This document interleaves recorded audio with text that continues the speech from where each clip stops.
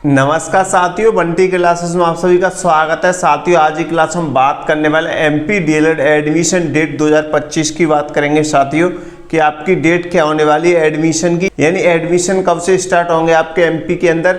तो MP DElEd admission की बात करेंगे साथियों, और जो कुछ एमपी डीएलएड एडमिशन रिलेटेड जो क्वेश्चन आप सभी ने हमसे पूछे उन सभी क्वेश्चनों का जवाब देंगे जो आपको बोर्ड पे दिख रहे होंगे। ठीक है, तो हम बात करते हैं एमपी डीएलएड एडमिशन। उससे पहले मैं आपको बता दूं, जितने भी स्टूडेंट नए हैं जिन्होंने अभी तक बंटी क्लासेस यूट्यूब चैनल को सब्सक्राइब नहीं किया है वो सब्सक्राइब कर ले। ऑल एमपी डीएलएड रिलेटेड जानकारी के लिए आप हमें टेलीग्राम पे ज्वाइन कर लें और इंस्टाग्राम पे हमें फॉलो कर लें। लिंक आपको डिस्क्रिप्शन में मिल जाएगा। बंटी क्लासेस के नाम से सारे अकाउंट है हमारे। ठीक है साथियों, तो चैनल को सब्सक्राइब जरूर कर देना। ठीक है, कमेंट आप हमें बाद में कर देना, वीडियो अच्छा लगे तो लाइक कर देना। ठीक है, तो हम बात कर रहे हैं साथियों एमपी डीएलएड एडमिशन डेट 2025 की बात करेंगे साथियों। ठीक है, तो बहुत सारे बच्चे में मैसेज कमेंट कर रहे हैं, सर हमें बताइए सर हमारे एडमिशन कब से स्टार्ट होंगे, क्या क्या। तो ये क्वेश्चन है, इन क्वेश्चनों का जवाब देंगे। बस आप ध्यानपूर्वक देखिए और सुनिए, आपके लिए बहुत फायदेमंद क्लास होने वाली। ठीक है, तो पहले आपको थोड़ा डीएलएड के बारे में समझा देते हैं। ठीक है, एमपी यानी साथियों मध्य प्रदेश के अंदर जो डीएलएड होती है, इस डीएलएड का पूरा नाम होता है साथियों diploma in elementary education. Diploma in elementary education ये 2 वर्ष का कोर्स होता है आपका। ठीक है, अगर आप ये डीएलएड का कोर्स कर लेते हैं, आप ऑल इंडिया में कहीं से भी कर सकते हैं। बस जिस कॉलेज से कर रहे हैं उस कॉलेज को एनसीटीई द्वारा मान्यता प्राप्त होनी चाहिए। जो एजुकेशन की सबसे बड़ी संस्था है साथियों एनसीटी, उसकी मान्यता प्राप्त होनी चाहिए। जिस कॉलेज से आप डीएलएड बीएसटीसी जेवीटी करते हैं, सारे नाम एक ही है साथियों। उसी को कई राज्य में जीवीटी कहते हैं, कई राज्य में बीएसटीसी बीटीसी कहते हैं और कहीं पे आप इसे डीएलएड कहते हैं। ठीक है, एक ही होता है। बस इसे पढ़कर आपके पास जो कोर्स होता है, जिस कोर्स को आप कर लेते हैं डीएलएड को, तो आप 1 से 5वीं तक के टीचर बन जाते हैं अपने राज्य में या अन्य राज्य में। ठीक है, इसका जो भी क्राइटेरिया होता है वो आप कंप्लीट कर लेते हैं। जैसे मैं आपको बताऊं, राजस्थान में पहले रीट होता है। रीट वही स्टूडेंट परीक्षा दे सकता है जो डीएलएड कर रहा हो या डीएलएड कर रखी हो उसने। ठीक है, डीएलएड एंड बीएसटीसी भी कहते हैं इसे राजस्थान में।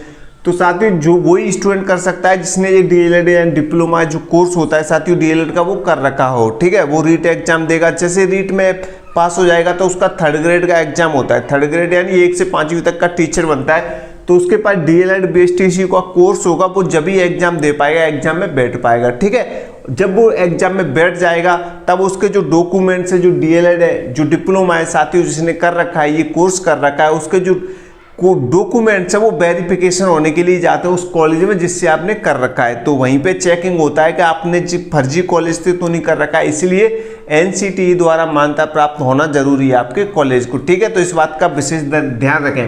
तो हम 2025 की बात करें साथियों, इसके सेशन की बात करें यानी सत्र, इसके सत्र की बात करें साथियों तो 2025 से लेकर 2027 तक चलेगा। ठीक है, 2025 से लेकर 2027 तक चलेगा। आप चाहे तो अदर स्टेट वाले हों चाहे एमपी के ही क्यों ना हो। ठीक है, सबका 2 वर्ष में ही होगा कंप्लीट ये। ठीक है, जैसे आप 2025 में एडमिशन लेंगे तो अगले जून जुलाई में आपके 2026 जो जून जुलाई आने वाली है साथियों उसमें आपका फर्स्ट ईयर का एग्जाम होगा। फिर 2027 की जो जून जुलाई होगी उसमें आपका 2nd ईयर यानी द्वितीय वर्ष का एग्जाम होगा, तब जाके आपका कंप्लीट होगा। ठीक है, ये 2 वर्ष का डिप्लोमा होता है। ठीक है साथियों, इसे पढ़कर आप 1 से 5वीं तक के टीचर बनते हैं। ठीक है, इतना समझ में आ गया हो तो वीडियो को लाइक कर दो, अभी तक नहीं किया है तो चैनल को सब्सक्राइब कर दो। ठीक है, तो चलिए आपके जो क्वेश्चन है उन क्वेश्चनों की तरफ बढ़ते हैं, एक एक क्वेश्चन को पढ़ते हैं और आपका जवाब देते हैं। ठीक है, तो साथियों पहला क्वेश्चन है एडमिशन डेट क्या है। एडमिशन डेट क्या है तो साथियों मैं आपको बता दूं, अभी तक कोई नोटिफिकेशन नहीं आया है एडमिशन को लेकर, अभी तक कोई नोटिफिकेशन नहीं आया है।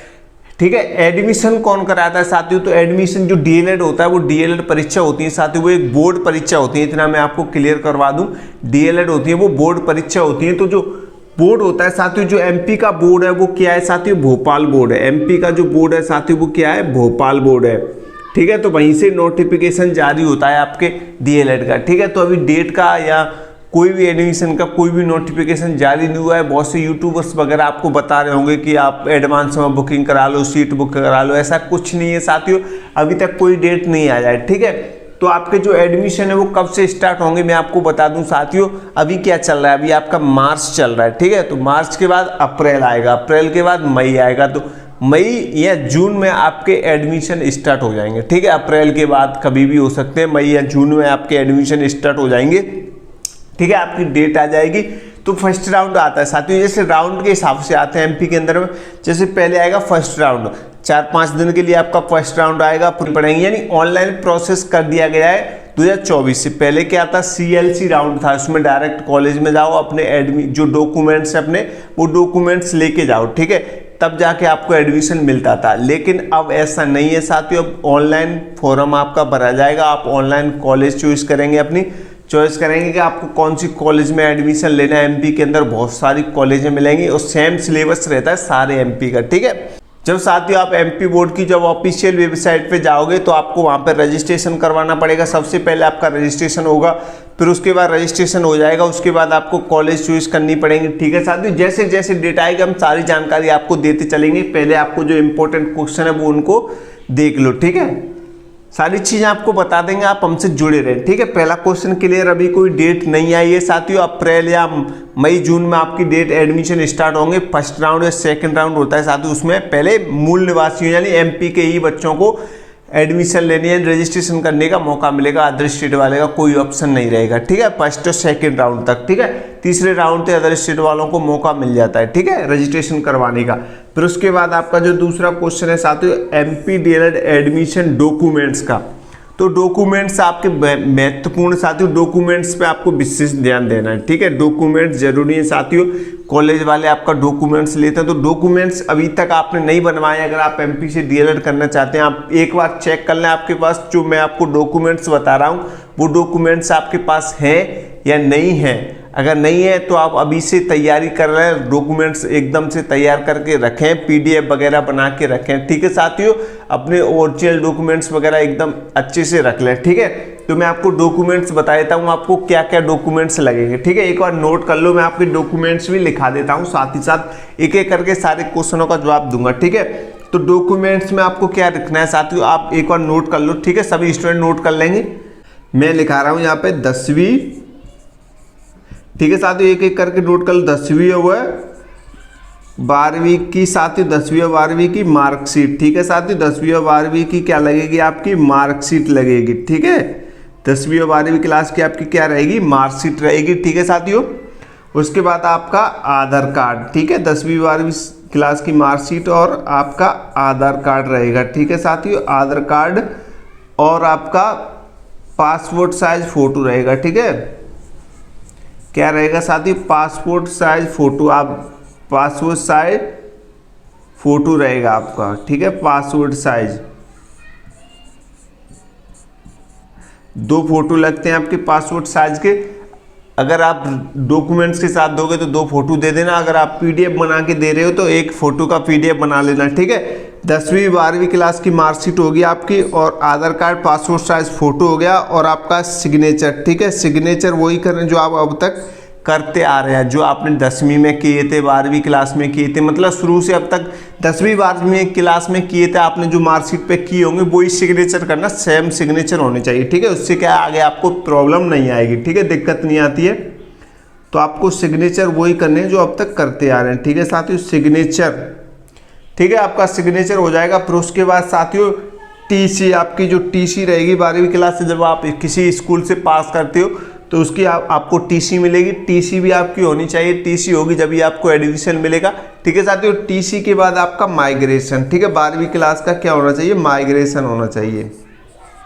माइग्रेशन होना चाहिए साथियों, कौन सी क्लास का, 12वीं क्लास का, टीसी और माइग्रेशन। ठीक है साथियों, एक बार चेक कर लो, 10वीं क्लास की मार्कशीट होनी चाहिए। ठीक है, दूसरे नंबर पे आपका आधार कार्ड और पासपोर्ट साइज फोटो, और तीसरे नंबर पे आपका सिग्नेचर, और चौथे नंबर पे आपका टीसी और माइग्रेशन होना चाहिए। ठीक है, ये 4-5 डॉक्यूमेंट जो हमने लिखा रखे हैं यहाँ पे, एक बार नोट कर लो आप, ये डॉक्यूमेंट्स आपके पास होने चाहिए, जरूरी इंपॉर्टेंट है ये तो। ठीक है, इसके अलावा साथियों आपके पास एक मूल निवास भी होना चाहिए। मूल निवास जरूरत पड़े तो दे देना, नहीं तो नहीं जरूरत पड़े तो मत देना, लेकिन बनवा के पहले ही रख लेना। ठीक है, मूल निवास भी जरूरी है, माना गया है मूल निवास भी आप एक बार अपना बनवा के रख लें जिन स्टूडेंट के पास नहीं है तो। ठीक है साथियों, मूल निवास भी इसमें लग सकता है, मैं अनुमान के साथ कह सकता हूँ। इस बार मैंने क्योंकि प्रिंसिपल से बात की तो वो मूल निवास की बोल रहे थे, लग जाए तो ठीक है, नहीं तो बाई चांस आपके पास मूल निवास नहीं है और किसी कॉलेज, जिस कॉलेज में आपका एडमिशन हो रहा है वहाँ पे मांग लिया कि भैया मूल निवास लगेगा, तो आप कहाँ से बनवाओगे? तुरंत ही तुरंत। ठीक है, तो आप पहले ही बनवा के रख लें अपना मूल निवास, चाहे आप अदर स्टेट वाले हों चाहे MP के हो। ठीक है, तो ये आपके डॉक्यूमेंट्स हो गए क्लियर, आपके डॉक्यूमेंट्स। फिर उसके बाद आपका जो तीसरा क्वेश्चन है साथियों, हमसे जो तीसरा क्वेश्चन पूछ रहा है, MP DLED admission fees government college और प्राइवेट कॉलेज। जो आपकी MP DLED एडमिशन की फीस है साथियों, गवर्नमेंट कॉलेज की और प्राइवेट कॉलेज की, मैं आपको बता दूं साथियों, कोई भी कॉलेज वाला अभी कोई फीस नहीं बता रहा है। मैंने बात कर ली सभी कॉलेज वालों से। गवर्नमेंट कॉलेज की मैं आपको अनुमान बताऊं साथियों, गवर्नमेंट कॉलेज की जो फीस रहती है वो 20-25 हज़ार रुपये होती है आपकी। ठीक है, गवर्नमेंट कॉलेज की फीस जो होती है वो 20-25 हज़ार होती है, और प्राइवेट कॉलेज की इसकी दुगनी कर दो, बस 50-60 हज़ार इतनी होती है लगभग में साथियों, इतना ही लिया जाता है। लेकिन जो एजेंट लोग होते हैं वो 1,90,000 कभी 1 लाख प्लस भी मांगते हैं, तो ऐसे आपसे मांग करते हैं। ठीक है, तो अब फीस की अभी नहीं बता सकते हम पक्की, तो हमें भी नहीं पता है, बस अनुमान से आपको बता रहे हैं। गवर्नमेंट कॉलेज की जो फीस रहती है वो 20-25 हज़ार रुपये हो जाती है आपकी, कंप्लीट हो जाती है 20-25 हज़ार रुपये हो जाती है, बस ज़्यादा नहीं होती है।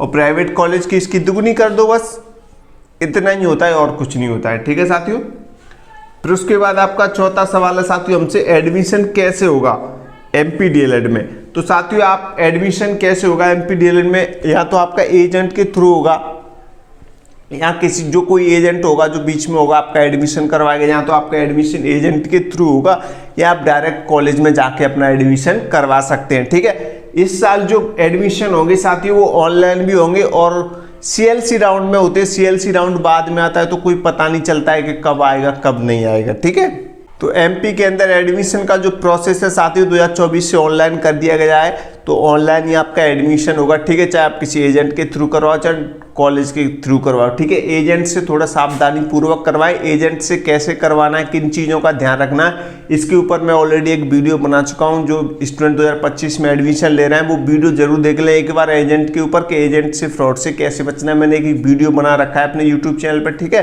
तो एजेंट से बचना है तो वो एक बार वीडियो देख लो, एजेंट के थ्रू जो एडमिशन ले रहे हैं वो स्टूडेंट। ठीक है, और आगे हम बात करें साथियों एडमिशन में फीस एक साथ दे या किस्त में दे। जो एडमिशन फीस है साथियों MP DLED की, उसमें आप अपनी जो फीस है उसको एक साथ देना चाहेंगे या किस्त में देना चाहेंगे साथियों। तो जो अदर स्टेट वाले हैं उनसे कॉलेज वाले और एजेंट वाले डिमांड करते हैं कि आधी फीस पहले चाहिए, इसीलिए वो डिमांड करते हैं साथियों कहीं आप अधपर ना छोड़ जाओ। अदर स्टेट वाले तो आपको कहाँ ढूंढेगा कॉलेज वाला, कैसे क्या करेगा, इसीलिए वो आपसे डिमांड करते हैं। वैसे फीसें आप किस्त में दे सकते हैं। ठीक है, आप बात कर लें अच्छे से, किस्त की बात कर लें, क्योंकि आप एक साथ अपनी फीस दोगे तो कैसे मैनेज करोगे। ठीक है, तो आप किस्त की बात करें, मेरे हिसाब से किस्त आपके लिए बेस्ट रहेगा। ठीक है साथियों, फिर उसके बाद जो आपका लास्ट सवाल है साथियों, एडमिशन के लिए 12वीं कक्षा में कितना परसेंटेज होना चाहिए। ठीक है, जो ऑनलाइन प्रोसेस साथियों 2024 में जो एडमिशन हुए ज़्यादातर वो 12वीं क्लास की परसेंटेज के आधार पर ही हुए हैं। जो 12वीं कक्षा में आपकी जो परसेंटेज रहती है उसके आधार पर ही आपको एडमिशन मिलेगा। ठीक है,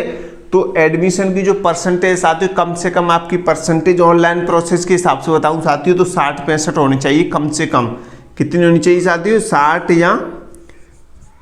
60% या साथियों आपकी 65% होनी चाहिए। ठीक है, 60% या आपकी जो परसेंटेज है वो 65 होनी चाहिए, बस इतना होना चाहिए कम से कम। CLC राउंड में तो आपका 50+ चल जाता है। CLC राउंड में तो कितना चल जाता है साथियों, 50% प्लस चल जाता है। ठीक है, कम से कम 50 होनी चाहिए। जैसे ST SC वाले होते हैं ना, उनकी कम परसेंटेज लगती है, 12th में कम परसेंटेज होती है, तब भी उनको एडमिशन मिल जाता है, तो ये भी चलता है। ठीक है, तो इन चीज़ों का आपका ध्यान रखना है। विशेषकर आपको डॉक्यूमेंट्स बता दी, सारे सवाल क्लियर हो गए। साथ ही 70+ % हो तो आप एडमिशन लें, और किसी भी एजेंट को पहले एडवांस में ज़्यादा पैसा ना दें।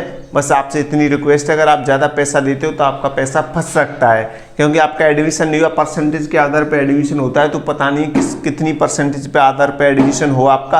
अगर आपकी परसेंटेज कम निकलती है, आपने पैसा पहले ही दे दिया एजेंट को, तो वो आपका एडमिशन नहीं करवा पाएगा और आपका पैसा डूब जाएगा। वो आपका पैसा फिर कैसे लौटाएगा। ठीक है, तो इन चीज़ों का आपको ध्यान देना है। ठीक है, आपको जानकारी अच्छी लगी तो वीडियो को लाइक कर दो, चैनल को सब्सक्राइब कर दो। ठीक है साथियों, टेलीग्राम चैनल ज्वाइन कर लेना। ठीक है, लिंक डिस्क्रिप्शन में मिल जाएगी। ठीक है, वीडियो को लाइक कर देना, और कोई भी डाउट हो तो आप हमें कमेंट कर सकते हैं। अगर वीडियो अच्छा लगा हो, कोई डाउट नहीं है, तो आप हमें थैंक यू बोल सकते हैं। ठीक है, तो मिलते हैं अगले नई क्लास में, तब तक के लिए जय हिंद जय भारत।